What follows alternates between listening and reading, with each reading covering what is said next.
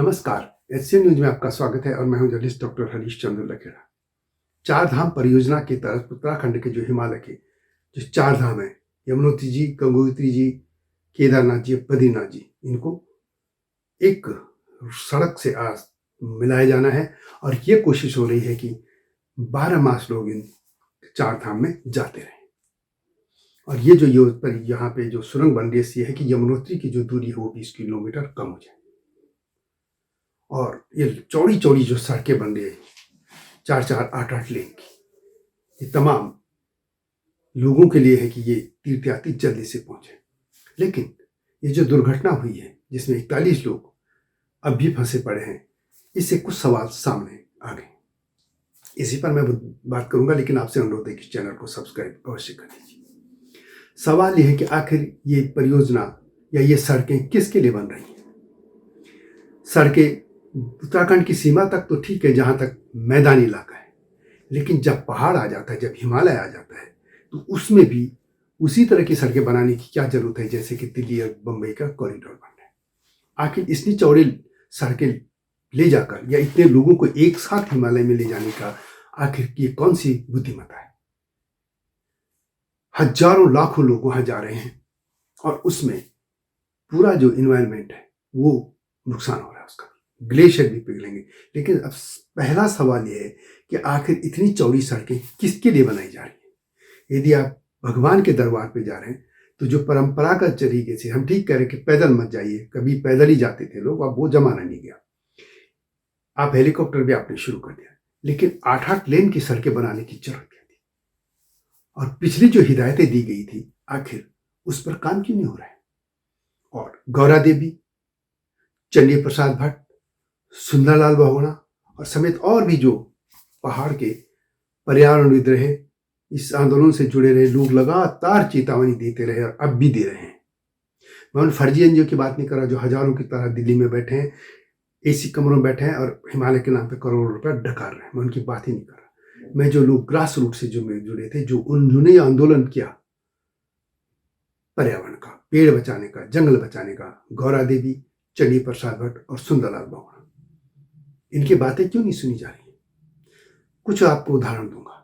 एक उदाहरण तो है कि जोशीमठ को लेकर 1976 में गढ़वाल के कमिश्नर से एमसी मिश्रा, उनके एक 18 सदस्यीय एक आयोग बैठा था, उसने वहां पे एक अध्ययन किया था और जोशीमठ को लेकर उन्होंने कहा था कि मलबे में बैठा है ये शहर और इस पे ज्यादा छेड़खानी न करें, नहीं तो ढह जाएगा।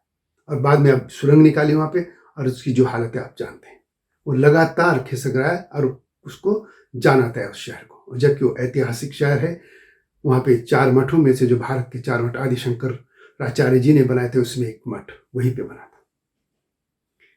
उसके अलावा एक और बात ही थी कि ये जो प्रोजेक्ट है, इसको लेके पहले भी आपने देखा होगा कि जैसे उत्तरकाशी, वहां पे वरुणाचल जो पर्वत है, वरुणावत पर्वत, वो भी गिर गया था। 2013 में केदारनाथ जी की जो घाटी में विनाशकारी जो वहां पे बाढ़ आ गई थी, उसका आपको सबको पता ही। अभी हिमाचल प्रदेश, उत्तराखंड और सिक्किम में जो हुआ, हर साल हो रहा है, ये आप साफ सीधे थे।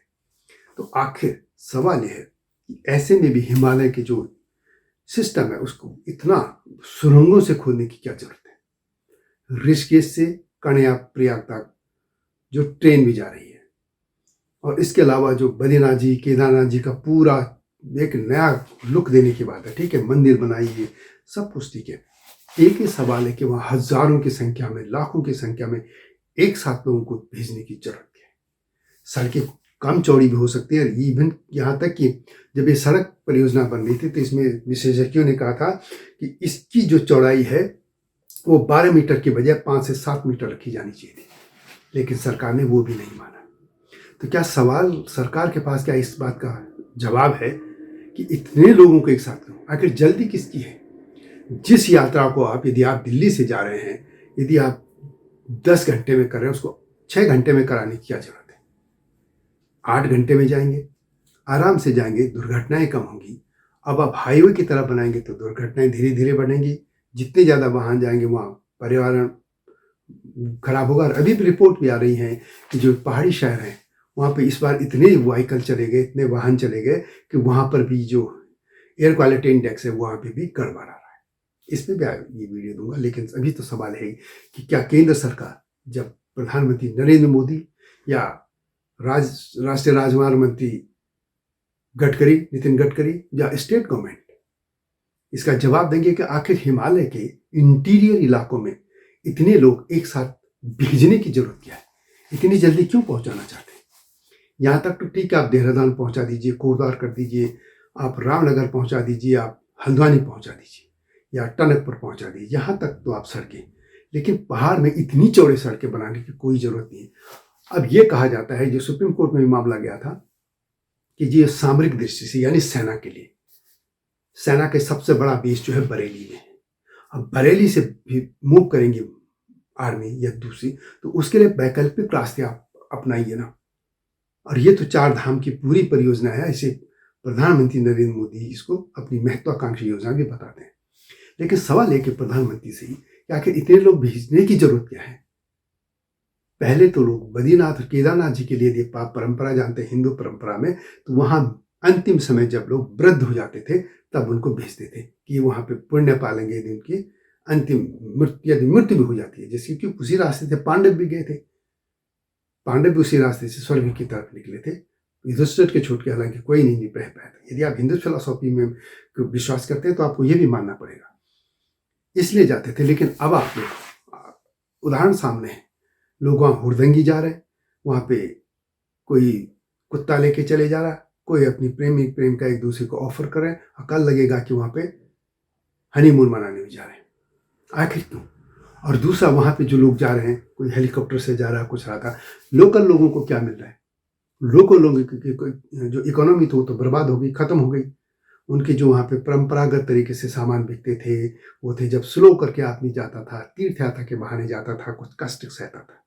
अब तो सीधे 5 मिनट में आप चलिए जी, मूड बना, दिल्ली से चलो बद्रीनाथ केदारनाथ, कुछ खाना नहीं, कुछ गर्मी, कुछ पैसा खर्च नहीं करना, सीधे बस एक गाड़ी में लगाना, चले जाना है। तो ऐसा वहाँ भीड़ भीज कर क्या करना चाहते हैं?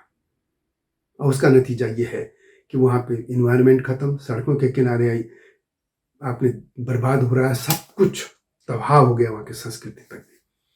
और यदि ऐसा ही रहा तो यदि हिमालय के इंटीरियर इलाकों में इतनी भीड़ भेजेंगे, मैं लगातार कहता रहा हूँ, अब भी कह रहा हूँ, ग्लेशियर पिघलेंगे कि तो गंगा जमुना भी पिघलेगी। और यही बात है हिमाचल से लेकर नॉर्थ ईस्ट और कश्मीर से लेकर जम्मू से लेकर नॉर्थ ईस्ट तक की मैं बात कर रहा हूँ। ग्लेशियर पिघलेंगे तो ये तमाम नदियाँ सरस्वती हो जाएंगी, नष्ट हो जाएंगी। और जो आपके जो फसलों से लहलाते खेत हैं, या जो खेत फसलों से लहला रहे हैं, वो फसल कहाँ जाएगी? नष्ट हो जाएगी, ये मरुभूमि हो जाएंगी और पूरी सभ्यता नष्ट हो जाएगी। इसलिए आप उस इतनी चौड़ी सड़कें या फिर सुरंगें बनाने की बात क्या है? केंद्र सरकार को सोचना चाहिए कि आप इतनी भीड़ क्यों भेज रहे हैं वहां पे। धीरे धीरे के भेजिए, लेकिन इतनी भीड़ एक साथ नहीं। तो उम्मीद करते हैं कि केंद्र सरकार इस बारे में कुछ सोचेगी। वैसे लगता नहीं कि जब गौरा देवी की नहीं सुनी, जब चंडी प्रसाद भट्ट की नहीं सुनी, जब सुंदरलाल बहुगुणा की नहीं सुनी, तो औरों की क्या ये लोग सुनेंगे? ये चाहे बीजेपी हो या कांग्रेस, जो भी सत्ता में रहा, सबने यही किया है। वीडियो कैसे लगी कमेंट में से लगे, अच्छी लगे तो शेयर भी कीजिएगा। मैं लगातार इन मुद्दों पे लाता रहूँगा आपके पास। और बाबा बद्रीनाथ से बाबा जो बौखनाग जी हैं, उनसे उम्मीद करता हूँ, आशा करता हूँ उनकी कृपा रहेगी तो ये लोग सकुशल आएंगे। आता हूँ नए मुद्दे के साथ, तब तक नमस्कार। हिमालय पे पेड़ हो तो गीत गाएंगी नदियाँ, गीत गाएंगी नदियाँ। पेड़ों पे चिड़िया है तो गीत गाएंगी नदियाँ, पेड़ों पे चिड़िया है तो गीत गाएंगी नदियाँ। माँ की लोरी जैसे होते हैं नदियों के गीत।